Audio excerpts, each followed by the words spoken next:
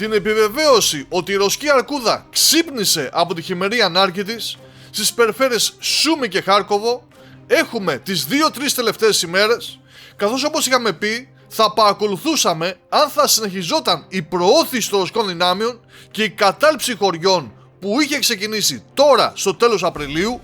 κάτι που όντως συνέβη και όπως όλα δείχνουν η εντονότατη ρωσική δραστηριότητα που υπάρχει στην ευρύτερη περιοχή μπορεί να καταλήξει σε πολύ σημαντικές εξελίξεις επί του πεδίου, φυσικά υπέρ της Μόσχας.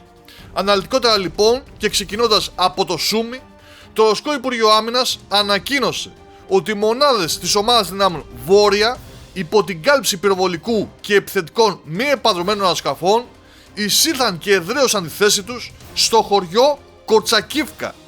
Μιλάμε φυσικά για ένα χωριό το οποίο βρίσκεται στη δεύτερη γραμμή άμυνας, όπως εμείς την έχουμε αποκαλέσει, πριν την πόλη Σούμι. Με απλά και κατανοητά λόγια, οι ρωσικές δυνάμεις διασπούν τη δεύτερη ομάδα χωριών, την οποία οι Ουκρανοί χρησιμοποιούν ως γραμμή άμυνας για το Σούμι, προχωρώντας έτσι νοτιότερα, πλησιάζοντας περισσότερο την επόμενη ομάδα χωριών, δηλαδή την τρίτη γραμμή άμυνας πριν την πόλη.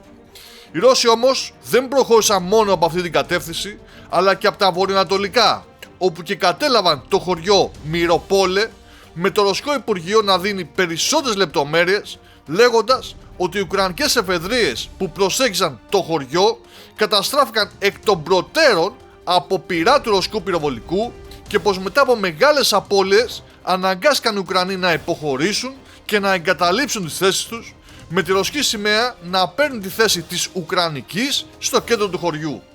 Τώρα, όσον αφορά το Χάρκοβο, και εκεί ξαναχτύπησε η ρωσική αρκούδα, με άνδρες της 71ης Μηχανοκίνητης Ταξιαρχίας Τυφεκιοφόρων να επιχειρούν και να καταλαμβάνουν το χωριό Ποκαλιονόγε. Ο εχθρός προσπάθησε να διατηρήσει τον έλεγχο του χωριού αναπτύσσοντας έμπειρους εκπαιδευτές από μια μηχανοκίνητη ταξιαρχία, αλλά οι μαχητές εξουδετερώθηκαν, αναφέρει το Ρωσικό Υπουργείο, με το ρωσικό στρατό να έχει πάρει φόρα στις δύο αυτές περιφέρειες και να δείχνει ασταμάτητος. Είπαμε, η ρωσική αρκούδα ξύπνησε και εμείς αναμένουμε να δούμε και την αντίδραση των Ουκρανών, αλλά και αν θα υπάρξει ξύπνημα και στις άλλες περιφέρειες.